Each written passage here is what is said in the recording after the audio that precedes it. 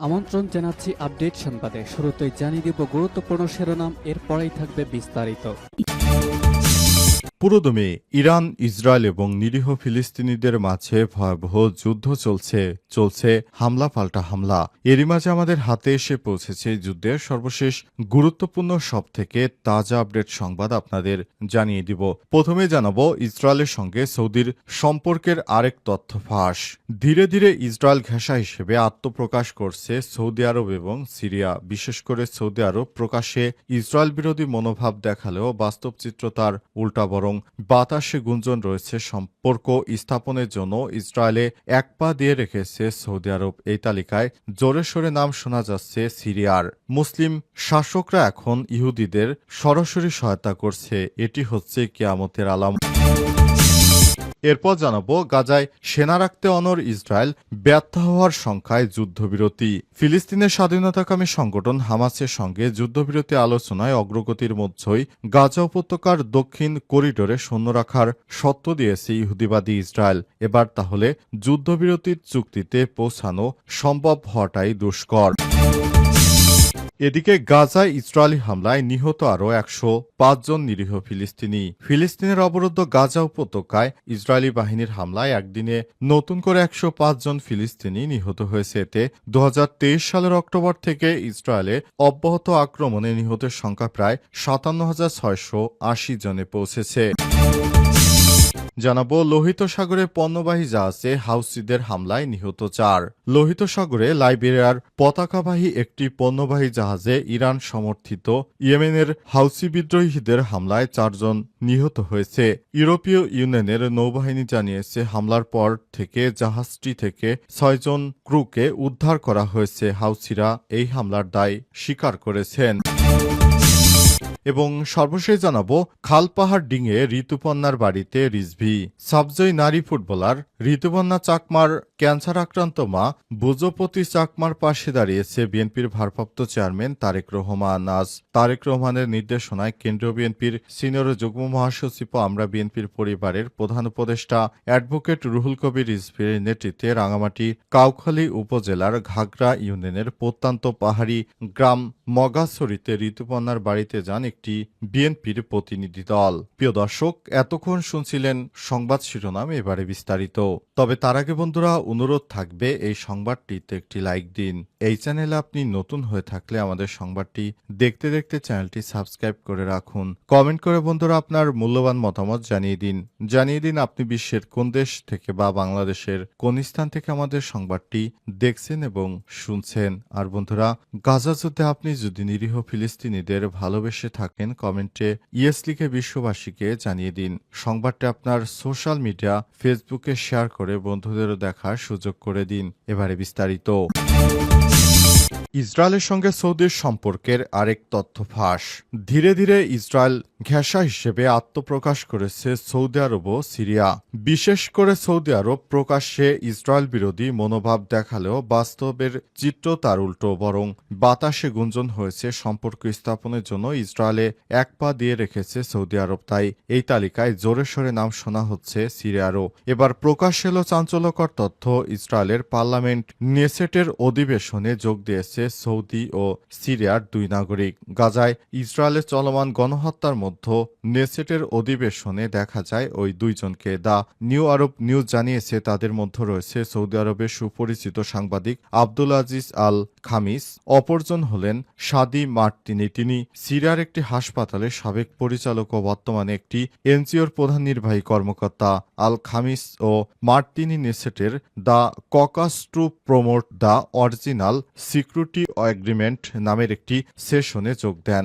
আরব রাষ্ট্রগুলোর সঙ্গে সম্পর্ক স্বাভাবিকীকরণ এবং নিরাপত্তা সহযোগিতার জন্যই মূলত নেসেটের এই গ্রুপটি গঠন করা হয়। এদিকে প্রায় একই সময় সৌদি সফরে গিয়ে আলোচনা জন্ম দিয়েছিলেন ইউরোপ ভিত্তিক আরব ও মুসলিম ইমাম ও শেখদের একটি দল। ওই ইমামরা ইসরায়েলের প্রেসিডেন্ট আইজাক হারজোগের সঙ্গে সাক্ষাৎ করেছেন এবং তারা ডেনমার্কে ফিরে যাওয়ার পর এক ইমামকে বরখাস্ত করেছে সেখানকার মুসলিম সংখ্যাগরিষ্ঠরা।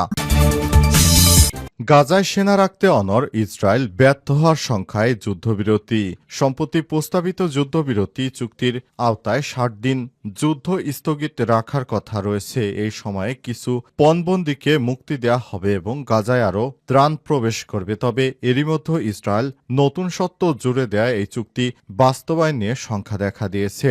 ফিলিস্তিনের স্বাধীনতাকামী সংগঠন হামাসের সাথে যুদ্ধবিরতির আলোচনার অগ্রগতির মধ্যেই গাজা উপত্যকার দক্ষিণ করিডোরে সৈন্য রাখার সত্য দিয়েছে ইসরায়েল। এই প্রস্তাব যুদ্ধবিরতি চুক্তি পৌঁছানোর পথে বাধা হয়ে দাঁড়াতে পারে বলে আশঙ্কা করেছে অনেকেই। স্থানীয়রা জানিয়েছে, মার্কিন, ইসরায়েলি ও কাতারি শীর্ষ কর্মকর্তাদের মধ্যকার যুদ্ধবিরতি আলোচনার জন্য সেনা মোতায়েন প্রসঙ্গটি উঠে আসে। সম্প্রতি প্রস্তাবিত যুদ্ধবিরতি চুক্তির আওতায় ৬০ দিন স্থগিত রাখার কথা বলা হয়েছে। এ সময় কিছু পণবন্দীকে মুক্তি দেওয়া হবে এবং গাজায় আরও ত্রাণ প্রবেশ করবে। তবে এরই মধ্যে ইসরায়েল নতুন সত্য জুড়ে দেয় এই চুক্তি বাস্তবায়ন নিয়ে আশঙ্কা দেখা দিয়েছে। নাম প্রকাশে অনিচ্ছুক আলোচনা সংশ্লিষ্ট এক ইসরায়েলি কর্মকর্তা বার্তা সংস্থা অ্যাসোসিয়েট প্রেসকে জানিয়েছে, ৬০ দিনের সম্ভাব্য যুদ্ধবিরতির সময় ইসরায়েল তাদের সেনা মোতায়েন রাখবে। বিশেষত ইসরায়েলের কাছে মোরাক করিডোর হিসেবে পরিচিত পূর্ব পশ্চিম করিডোরে সেনা মোতায়েনের কথা জানিয়েছেন তিনি। ইহুদিবাদী ইসরায়েল যদি সেনা মোতায়েন রাখে তাহলে হয়তো যুদ্ধবিরতি আর কার্যকর হচ্ছে না। গাজায় ইসরায়েলি হামলায় নিহত আরও ১০৫ জন নিরীহ ফিলিস্তিনি। ইসরায়েলি হামলায় গাজায় নতুন করে ২৪ ঘণ্টা ১০৫ জন নিরীহ ফিলিস্তিনি এবং আরও ৫৩০ জন আহত হয়েছে। ফিলিস্তিনের অবরুদ্ধ গাজা উপত্যকায় ইসরায়েলি বাহিনীর হামলায় একদিনে নতুন করে ১০৫ জন নিরীহ ফিলিস্তিনি নিহত হয়েছে। এতে ২০২৩ সালের অক্টোবর থেকে ইসরায়েলে অব্যাহত আক্রমণে নিহতের সংখ্যা এখন প্রায় ৫৭,৬৮০ জন ছাড়িয়ে গেছে। আজ তুর্কি বার্তা সংস্থা আনাদুলো এজেন্সির এক প্রতিবেদনে এই তথ্য জানা গেছে। গাজার স্বাস্থ্য মন্ত্রণালয়ের এক বিবৃতিতে জানিয়েছে, গত ২৪ ঘণ্টা আরও ৫৩০ জন ফিলিস্তিনি আহত হয়েছে। ফলে ইসরায়েলি আক্রমণে আহতের সংখ্যা ১,৩৭,৪০৯-এ দাঁড়িয়েছে। বিবৃতিতে আরও বলা হয়েছে, অনেক ভুক্তভোগী এখনও ধ্বংসস্তূপের নিচে এবং রাস্তায় আটকা পড়ে আছে। উদ্ধারকারীরা তাদের কাছে পৌঁছাতে পারছে না। চলতি বছরের ১৯শে জানুয়ারিতে যুক্তরাষ্ট্র ও মধ্যস্থতাকারী রাষ্ট্রগুলো চাপে বাধ্য হয়ে ইসরায়েল অবরুদ্ধ গাজায় যুদ্ধবিরতি ঘোষণা করে, কিন্তু যুদ্ধবিরতির ২ মাসের মধ্যে ইসরায়েল আবারও ব্যাপক হারে সামরিক অভিযান চালাতে শুরু করে। গত ১৮ মার্চ ভোরে শুরু হওয়া অভিযানে এখন পর্যন্ত কমপক্ষে ৭,১১৮ জন ফিলিস্তিনি নিহত হয়েছে এবং ২৫,৩৬৮ জন আহত হয়েছে। এর আগে ইসরায়েল গত ২ মার্চ থেকে গাজায় সব ধরনের মানবিক সহায়তা প্রবেশ বন্ধ করে দিয়েছে। ফলে সেখানে ভয়াবহ মানবিক বিপর্যয় দেখা দিয়েছে। উল্লেখ্য, গাজায় সামরিক অভিযান চালানোর জন্য গত নভেম্বরে আন্তর্জাতিক অপরাধ আদালত আইসিসি প্রধানমন্ত্রী বেঞ্জামিন নেতানিয়াহু এবং তার সাবেক প্রতিরক্ষামন্ত্রী ইয়োব গ্যালেন্টের বিরুদ্ধে গ্রেপ্তারি পরোয়ানা জারি করা হয়েছে। এছাড়াও ইন্টারন্যাশনাল কোর্ট অব জাস্টিস ইসরায়েলের বিরুদ্ধে গণহত্যার মামলাও দায়ের করা হয়েছে। ইহুদিবাদী ইসরায়েলের প্রধানমন্ত্রী এবার ধরা পড়েছেন। জানাবো, খালপাহাড় ডিঙে ঋতুপর্ণার বাড়িতে রুহুল কবির রিজভী।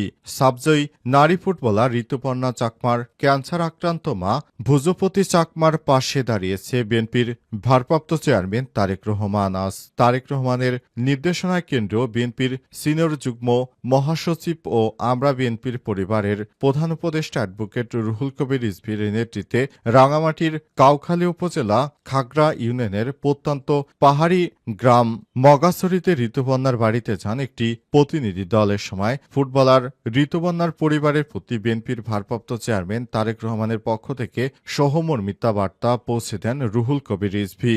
এ সময় ফুটবলার ঋতুর পরিবারের প্রতি বিএনপির ভারপ্রাপ্ত চেয়ারম্যান তারেক রহমানের পক্ষ থেকে সহমর্মিতার বার্তা পৌঁছে দেওয়ার পাশাপাশি আরও বিভিন্ন কথাবার্তা বলেন তিনি। তারেক রহমানের পক্ষ থেকে চিকিৎসার সহায়তা তুলে দেওয়া হয়। বিএনপির পক্ষ থেকে ঋতুর পরিবারের পাশে থাকার কথা জানিয়ে রুহুল কবির রিজভী প্রতিশ্রুতি দিয়েছেন। রাঙামাটি কাউখালী উপজেলার খাগড়া ইউনিয়নের দুর্গম পাহাড়ি এলাকায় মগাছড়িতে জন্ম পাহাড়ের রত্ন জাতীয় নারী ফুটবলার ঋতুপর্ণা চাকমার বাড়ি। উপজেলা শহরের মূল সড়ক থেকে পায়ে হেঁটে প্রায় ৩ থেকে ৪ কিলোমিটার পাহাড়ি এলাকা মাড়িয়ে যেতে হয়। সেখানে একমাত্র ভাই ৩ বছর আগে বিদ্যুৎ স্পৃষ্টে হয়ে মারা গেছে। ৩ বোনের বিয়ে হয়ে গেছে। ফুটবল থেকে আয় করা অর্থ দিয়ে চলে ঋতুর পরিবার। সাব চ্যাম্পিয়ন হওয়ার পর প্রশাসনের থেকে আশ্বাস দেওয়া হয়েছিল ঋতুদের গ্রামে প্রত্যন্ত রাস্তা সংস্কার করা হবে, ঋতুকে নতুন ঘর দেওয়া হবে, বেকার বোনদের সরকারি চাকরির ব্যবস্থা করা হবে। সরকারের এসব আশ্বাসে কোনোটাই এখনো বাস্তবায়ন হয়নি। তাছাড়া